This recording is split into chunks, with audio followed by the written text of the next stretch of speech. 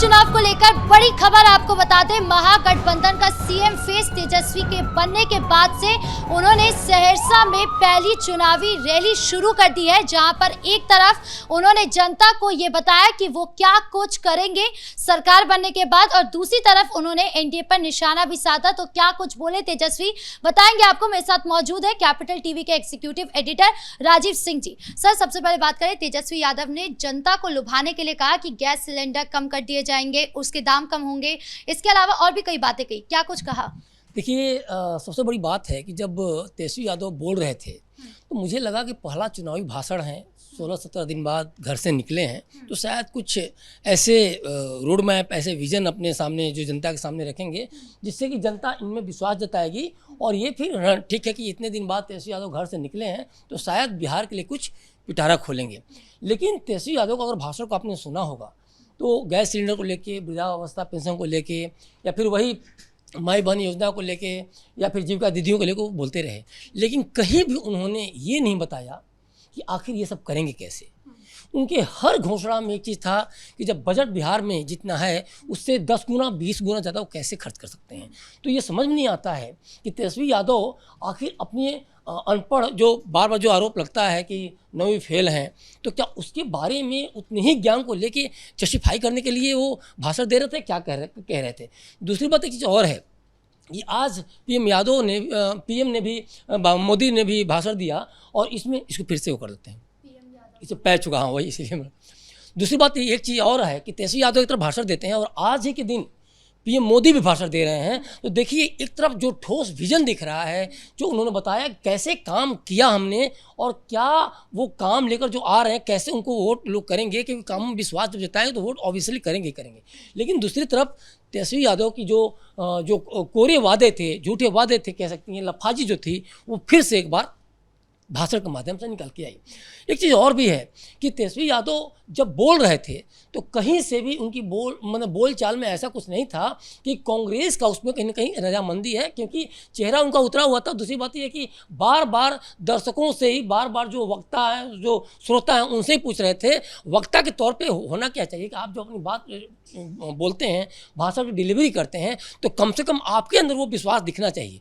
लेकिन जैसा कि अलावरू ने ये चीज़ कहा कि तेजस्वी यादव का हमने तो घोषणा करवा दिया उन्होंने, लेकिन कहीं से भी हमारी जो मांगे थी उस पर वो सहमति नहीं बन पाई। तो कहीं ना कहीं कांग्रेस ठगा हुआ फील कर रही है, और ये तेजस्वी को भी एहसास है, क्योंकि जो कल इनकी कॉन्फ्रेंस हुआ था उसके पहले जो मीटिंग चली थी 1 घंटे तक, 11 बजे कॉन्फ्रेंस होना था और 12 बजे जो मीटिंग चली, तो इसमें एक चीज़ तो साफ है कि चीज़ें कहीं ना कहीं गड़बड़ हैं। दूसरी एक बात और भी है, तेजस्वी आज भाषण दे रहे हैं, लेकिन तेजस्वी ये नहीं बता रहे हैं कि जब गौड़ा बौराम जाएंगे तो क्या करेंगे। वहाँ इनका उम्मीदवार है अफजल अली, और वीआईपी के जो चीफ हैं उनका उम्मीदवार, उनके भाई हैं संतोष सहनी। तो क्या गौड़ा बौराम में जाके तेजस्वी यादव अपने अफजल अली के खिलाफ उम्मीदवारी, वो जो भाषणबाजी करेंगे? तो ये कई सारी चीज़ें हैं जो सीट शेयरिंग को लेकर अभी देखा जाए तो अभी भी मतलब जो 12 से 15 सीटों पर जो लड़ाई चल रही है, तो तेजस्वी यादव इसीलिए भाषण में इतने बड़े बड़े वादे कर रहे हैं, किसी तरह से जनता सरकारी नौकरी के तौर पर गुमराह हो।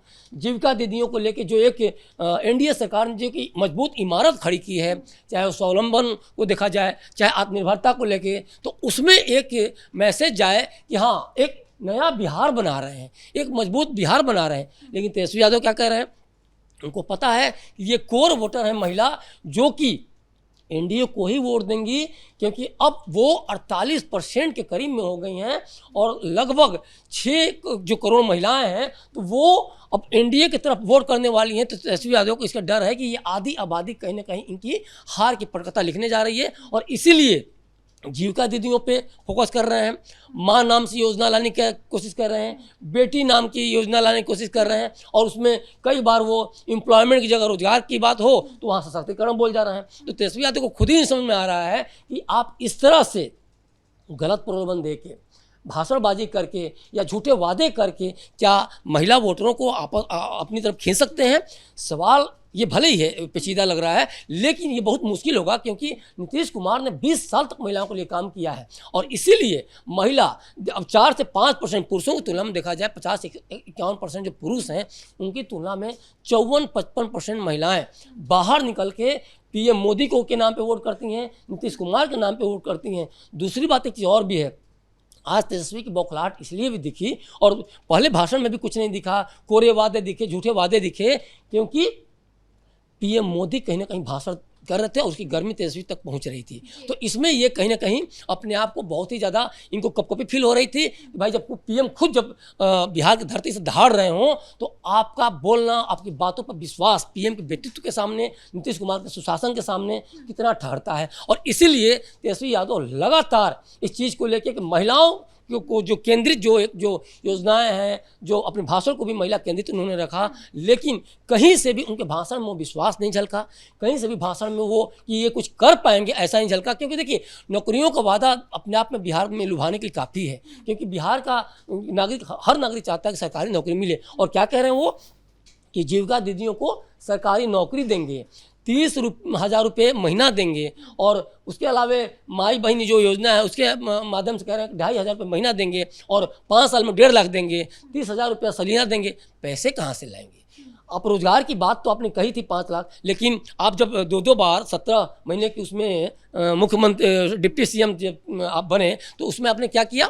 आपने जो अस्थाई जो नियुक्ति करनी चाहिए थी, उसके बदले जो नियोजित शिक्षक थे उनको ही आपने जो राजकर्मियों का दर्जा देने की कोशिश की। अब आप उसको क्या कहते हैं कि हमने नौकरी दी। तो तेजस्वी यादव के पास आज भी विजन नहीं है। दूसरी बात एक चीज़ और है कि जब इनको विश्वास और इनका वो अमलीजामा तभी बना सकता है जब इनको कहीं ना कहीं कांग्रेस द्वारा समर्थन हो, वीआईपी द्वारा समर्थन हो। लेकिन तेजस्वी यादव खुद ही डरे हुए हैं। जिस तरह से उन्होंने 2% जो निषाद समुदाय है, महिला समुदाय है, उसको लेकर चेहरा बनाने की कोशिश की डिप्टी सीएम के तौर पर, जो मुकेश सहनी हैं, अब उनके पास इस बात का जवाब नहीं है कि अब बाकी जो जातियां हैं, जो दलित हैं, चाहे मुस्लिम, उनको क्या जवाब देंगे।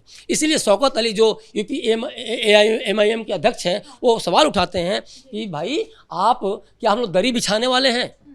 हमको वो डिपार्टमेंट दिया जाएगा और आप एक लोग 2% वाले डिप्टी सीएम बनेंगे और 13% वाले सीएम बनेंगे। तो इस सारी बौखलाहट में, क्योंकि चूंकि देखिए इनका जो दलित है या फिर मुस्लिम है, यादव, इनका कहीं ना कहीं कोर वोटर रहा है। दलित तो चिराग पासवान तरफ छिटक गया है, मुस्लिम भी काफ़ी हद तक एनडीए की तरफ हो गया। सीमांचल में देखिए मुस्लिमों का जहाँ ज़्यादा जनाधार है, वहाँ भी सबसे बड़ी पार्टी भाजपा है। और दूसरी बात यादव, तो आप यहाँ देखिए कि इसमें 11 जो सांसद हैं भाजपा में हैं, तो ये भी है कि कहीं ना कहीं यादव भी छिटके हैं। दूसरी बात एक चीज़ और है कि जब राबड़ी यादव को हराया जा सकता है, लालू यादव को हराया जा सकता है रंजन यादव द्वारा, या फिर जो लालू यादव के परिवार में अन्य जो लोग हैं, मीसा भारती को हराया जा सकता है, तो आप समझ सकती हैं कि यादव भी इनका कोर वोटर नहीं रहा। तो ये बहुत बड़ा मैसेज है, और इसी सबके डर में ये चाह रहे हैं किसी तरह से ऐसी बड़ी बड़ी घोषणाएं किया जाए जिससे कि बिहार की जनता गुमराह हो, और किसी भी तरह से आखिर में आकर गुमराह होकर, लालच में आकर, लोभ में आकर वो ठप्पा लगा दे। लेकिन बिहार की जनता ने अगर इनको 20 साल तक दूर रखा है और नीतीश सरकार को, एनडीए सरकार को कहीं ना कहीं सत्ता में काबिज कराया है, तो उनको ये बताने के लिए काफ़ी है तेजस्वी यादव को कि बिहार की जनता अब गुमराह नहीं होने वाली है। एक समय था जो कि आपके ऊपर भरोसा किया, आपके पिताजी लालू प्रसाद यादव भरोसा किया, लेकिन आप में वही लालू प्रसाद यादव की जनता छवि देख रही है। तो अब उस पर भरोसा नहीं करने वाली है। आप चाहे लाख वादे करें और आप चाहे लाख घोषणाएं करें, लेकिन उन्होंने अभी भी देखा कि किस तरह से आप लड़ाइयाँ कर रहे थे, किस तरह से महीना 2 महीना से आप लड़ रहे थे।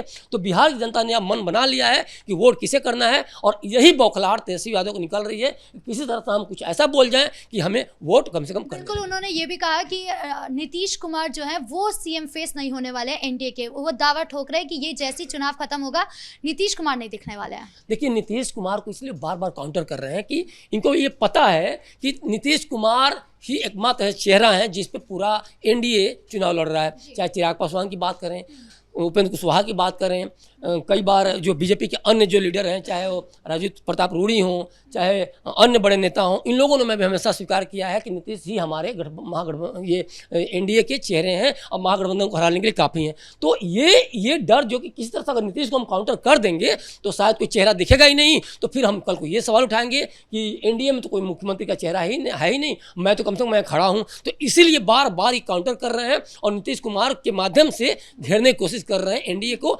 लेकिन ये चूंकि इनके समय में ये चीज़ क्लियर नहीं था और कल जो 14 दिन बाद 12 दिन बाद निकले हैं तो कहीं ना कहीं वो रूठे हुए थे, घर में दुबके हुए थे कि पहले मेरे नाम का घोषणा करो तभी मैं घर से निकलूंगा। और जैसे ये प्लान बना ये घर से निकल गए और आज देखिए 4-4 5-5 चुनावी भाषण करने जा रहे हैं। तो ये बताने के लिए काफ़ी है कि बिहार की जनता से इनको मतलब नहीं है, बिहार की सियासत से मतलब है, बिहार के मुख्यमंत्री चेहरे से मतलब है। और इसीलिए बाकी जो परसेंटेज वाली जो जातियाँ हैं, उपजातियाँ हैं, जो ईबीसी हैं, ओबीसी हैं, तो उनको मुसलमानों को साइड करके इन्होंने 2% वाले को डिप्टी सीएम घोषित किया और अपने आप को 13% वाले को सीएम घोषित किया और 18% मुस्लिमों को उन्होंने एक तरह से, जो शौकत अली कह भी रहे हैं, दरी बिछाने वाले मंत्रालय भी उन्होंने। तो ये बहुत बड़ी बात है और इसीलिए मैं सवाल उठा रहा है और इसी बौखलाहट में ये लगातार नीतीश कुमार को लेकर हमला कर रहे हैं, चाहे पीएम मोदी पर हमला कर रहे हैं, चाहे भ्रष्टाचार के तमाम तरह के आरोप लगा रहे हैं। जी, इस मुद्दे पर ज़्यादा जानकारियों के लिए आपका बहुत बहुत धन्यवाद। तो कुल मिलाकर तेजस्वी यादव ने जो सहरसा में